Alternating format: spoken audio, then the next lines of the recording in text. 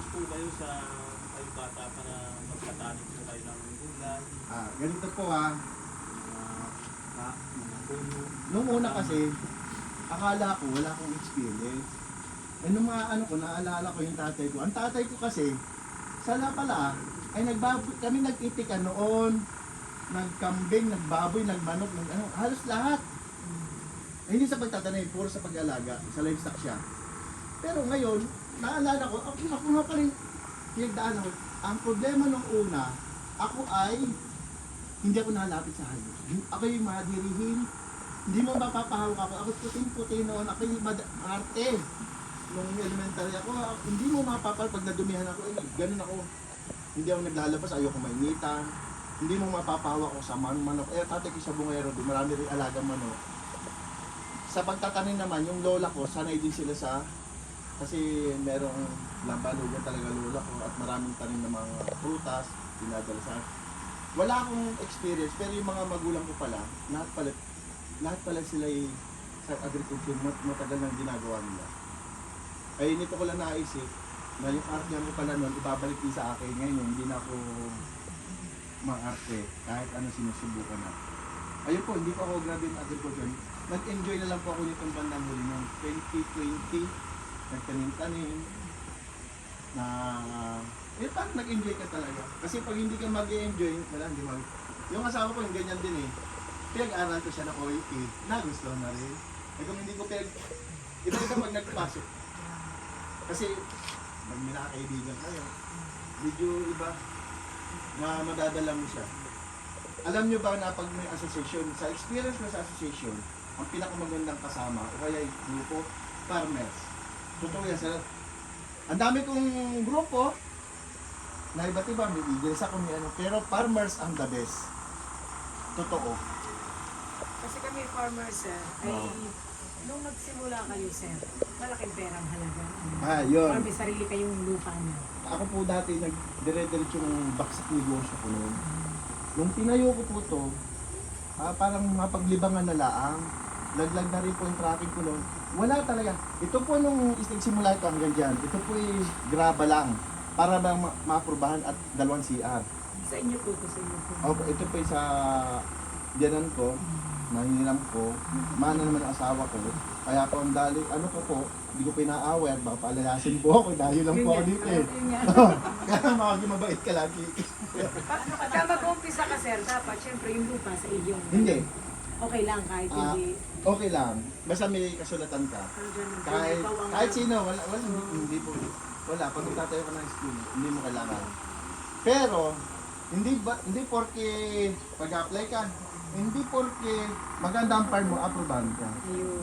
Hindi tinitingnan ng ATI yan. Ang tinitingnan yung mo, sabihin ko ang tawag dun, yung commitment mo sa agriculture. Katulad sa amin, sir, sa Riaya, di ba si Flor and Daisy meron na? Kung halimbawa kami Malapit po mag-umpisa, ba?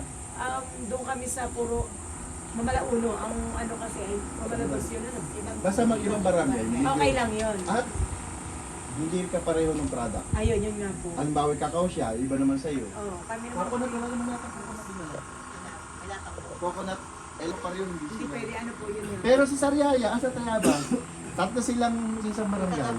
Pero magkakaiba sila. Ayun. Isa'y kakao, isa'y permaculture, isa'y organic. Basta magkaiba. Basta magkakaiba po. Huwag po ano rin yun. Ang gagalingan mo lang, hindi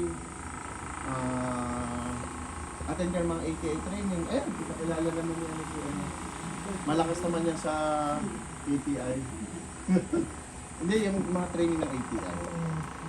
At yung mga nag-i-LCT ka. Kasi kami farmers talaga, sir. Nagtatanim kami doon. Anong Mga gulay at saka palay.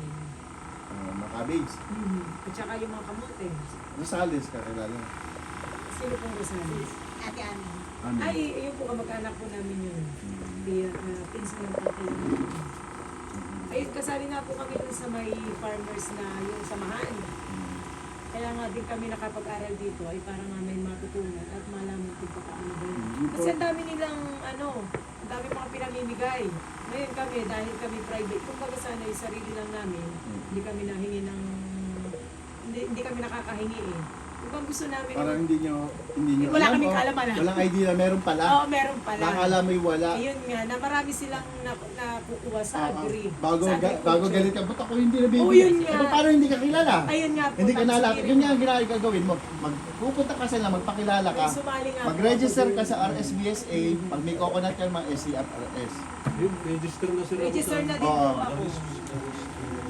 Lagi kang may technician mo doon house. Walang association. Ayun, kailangan ang...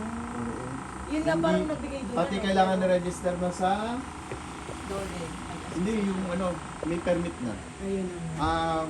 Ngayon lahat ng association ba, i-register na hindi ka nabibigyan ngayon ng 5 yung pataas, parang gano'n. Basta pa Parang may BIR na yun. Ay, oo, Iba business na. permit. Madami Kompleto na. na.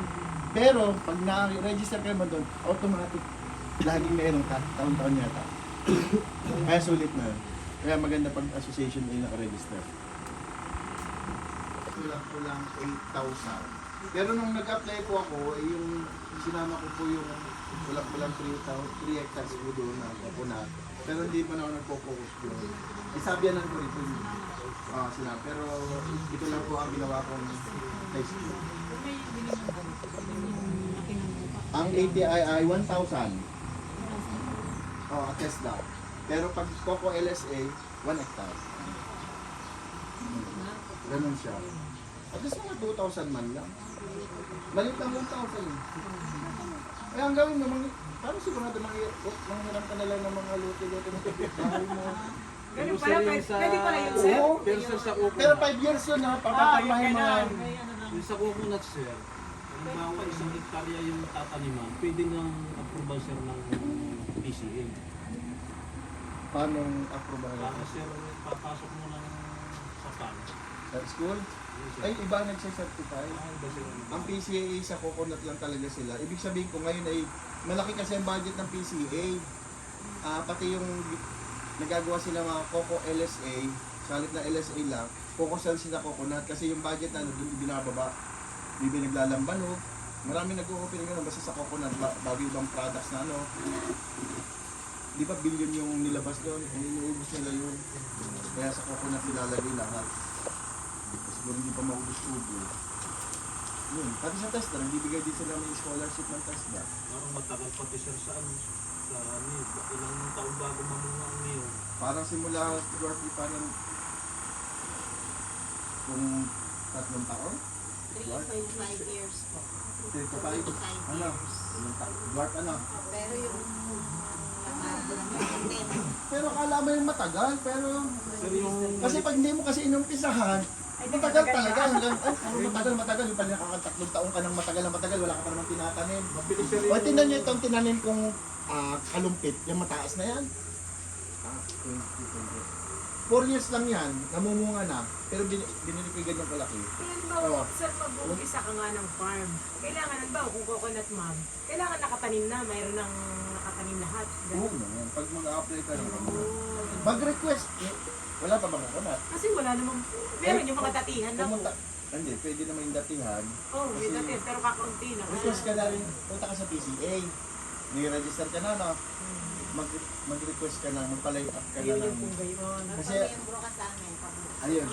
Kasi, natulad ako, binigyan ng 250 dwarf.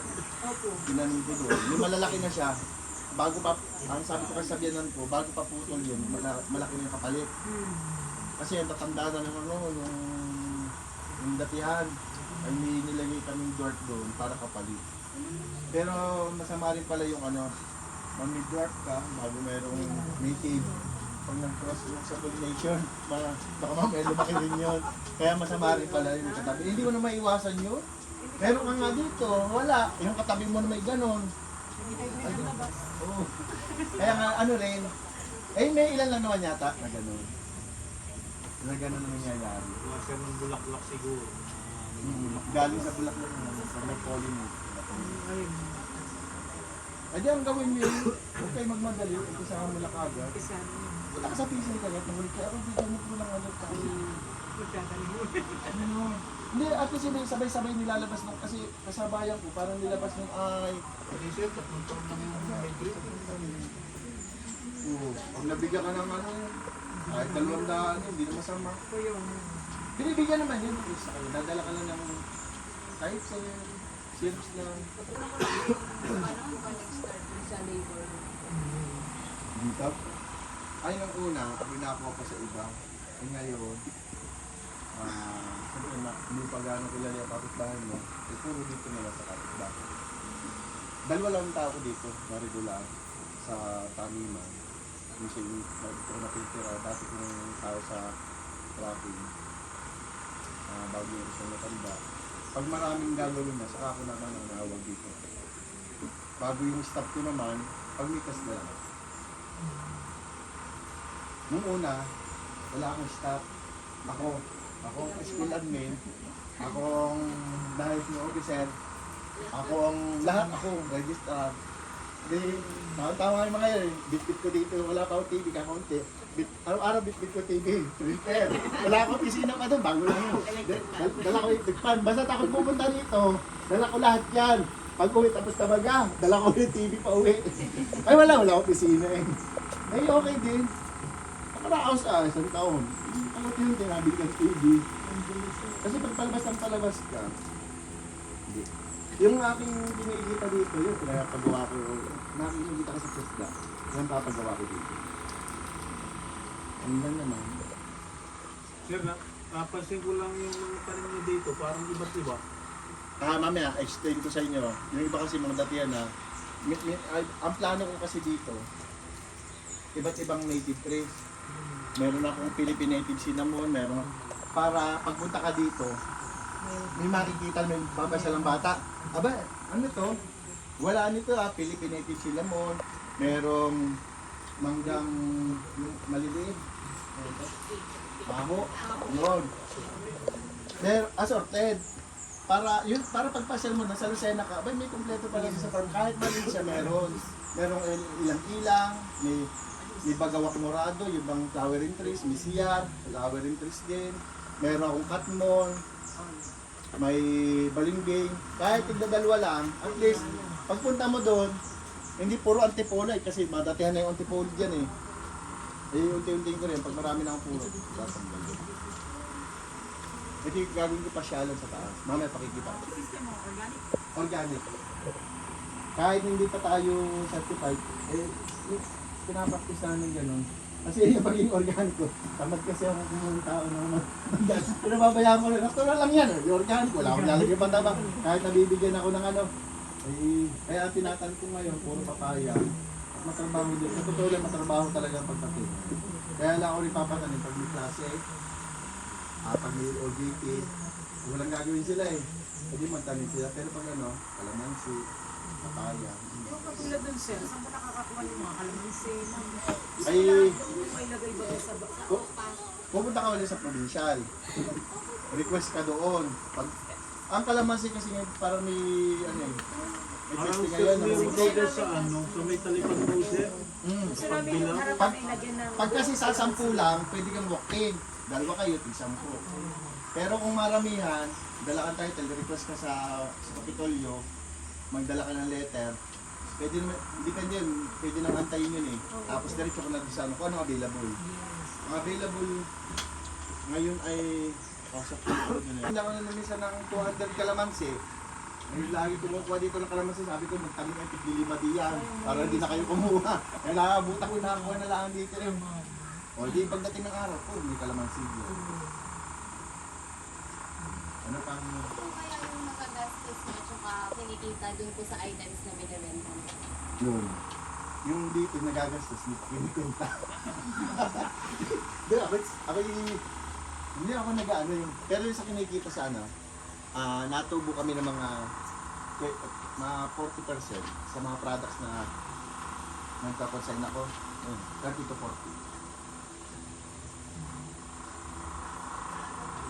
Nakapagpaaral na ba? Success na po kayo.